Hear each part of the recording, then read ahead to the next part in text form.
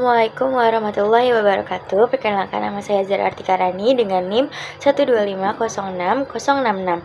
Sekarang saya akan menjelaskan ulang tentang materi yang sudah disampaikan oleh Pak Faris di pertemuan sebelum UTS yang berjudul Etika Komunikasi. Etika berasal dari bahasa Yunani kuno yaitu ethos dan etikos. Ethos berarti sifat, watak, adat, atau kebiasaan. Etikos berarti timbul dari suatu kebiasaan. Etika berkaitan erat dengan norma-norma, nilai-nilai, serta cara tata hidup yang baik yang diwariskan dari generasi sebelumnya ke generasi selanjutnya. Etika memiliki sudut pandang normatif di mana objeknya adalah manusia dan perbuatannya. Etika mencakup analisis dari penerapan konsep benar, salah, baik, buruk, dan bertanggung jawab. Menurut ahli Key Bartens, etika merupakan nilai dan norma moral yang menjadi suatu acuan bagi umat manusia, baik secara individual atau sekelompok, dalam mengatur semua tingkah lakunya. Etika sebagai ilmu dibagi menjadi 3 bagian. Yang pertama yaitu etika deskriptif, yang kedua yaitu etika normatif, dan yang ketiga adalah metaetika. Etika deskriptif yaitu memberikan gambaran dan ilustrasi tentang tingkah laku manusia, ditinjau dan dinilai baik dan buruknya, serta hal mana yang boleh dilakukan sesuai norma etis yang dianut oleh masyarakat. Etika umum dapat dianalogikan dengan ilmu pengetahuan yang membahas mengenai pengertian umum dan teori-teori. Yang kedua yaitu etika normatif.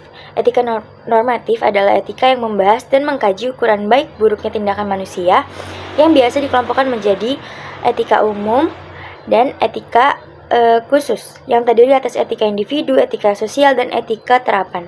Etika khusus merupakan penerapan prinsip-prinsip moral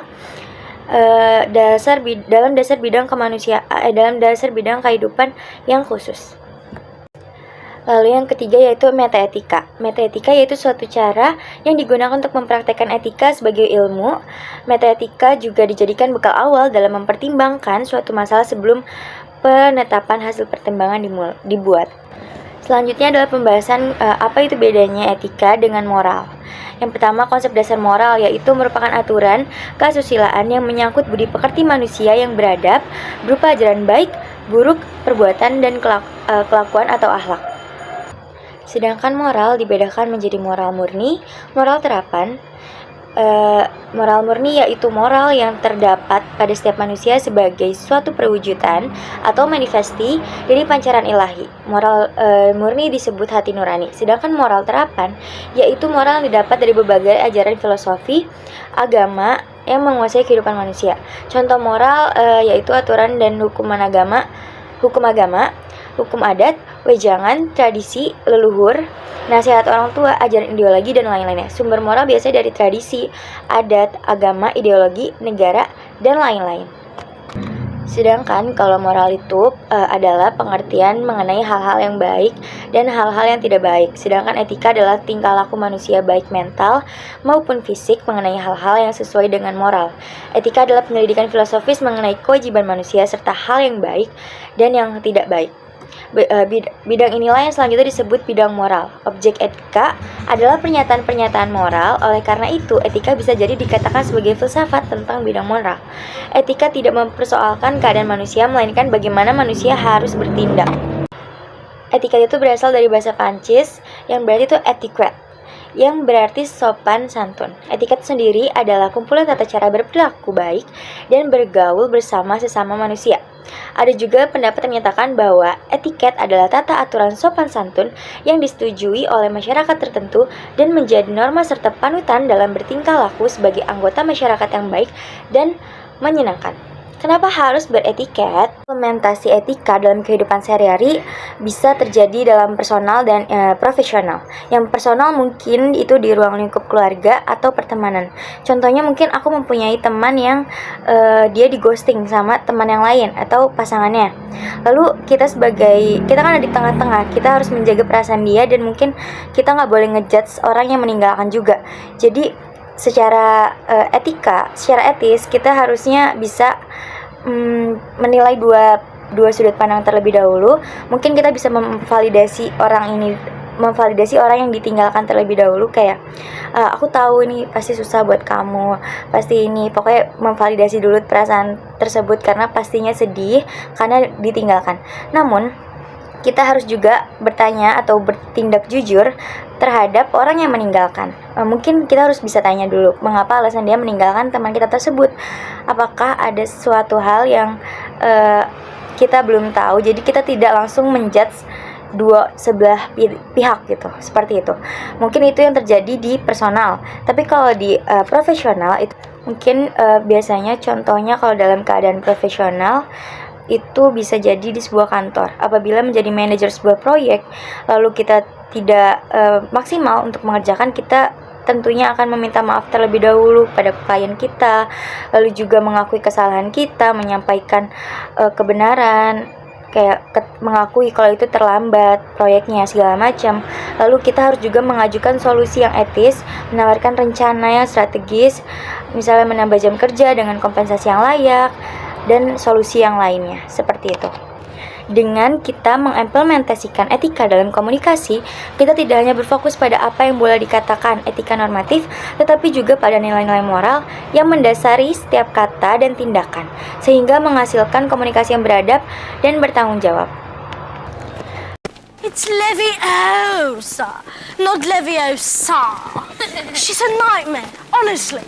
No wonder she hasn't got any friends. I think she heard you.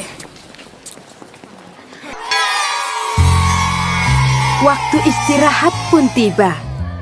Sebagian anak-anak berlarian menuju kantin. Andre Lim datang menghampiri Nabila. "Hanya Nabila, jajan yuk." "Enggak ah, aku bawa bekal dari rumah," kata Nabila. Tak disangka-sangka, Christina pun membawa bekal. Tidak lama kemudian, ada Bagus datang menghampiri Nabila. "Boleh tidak aku makan bareng kalian? Makan sendiri tidak enak," kata Bagus. "Oh, boleh, boleh," jawab serentak Nabila dan Christina. Mereka bertiga duduk, kemudian membuka bekalnya masing-masing. Christina membawa roti gandum dengan selai kacang. Bagus membawa nugget dan nasi. Sementara itu, Nabila dibekali ayam goreng, nasi, dan sambal. Waduh, enak sekali ya. Nah, sebelum makan, Nabila mengangkat tangannya kemudian berdoa. Sedangkan Christina melipat kedua tangannya dan menunduk sambil berdoa. Sementara itu, Bagus merapatkan kedua tangannya sambil berdoa. Mereka berdoa bersama.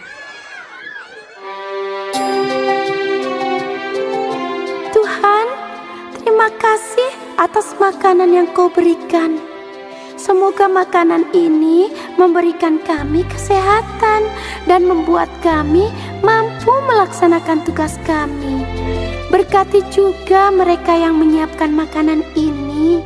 Semoga mereka mendapatkan berkat yang sama seperti kami. Amin," ujar Christina. "Om Anugraha Amartadi Sanjiwaniya Nama Swaha," kata Bagus. "Allahumma barik lana fima rozaqtana wa qina adzabannar." Nabila berdoa. Setelah berdoa, mereka pun saling berbagi makanan dan senyuman.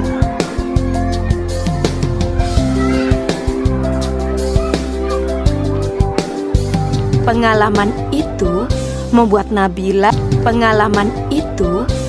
Nabila bingung. Itu saja yang bisa saya sampaikan. Apabila dalam penyampaian saya terdapat keliruan atau banyak kesalahan, saya minta maaf, mohon dimaklumi.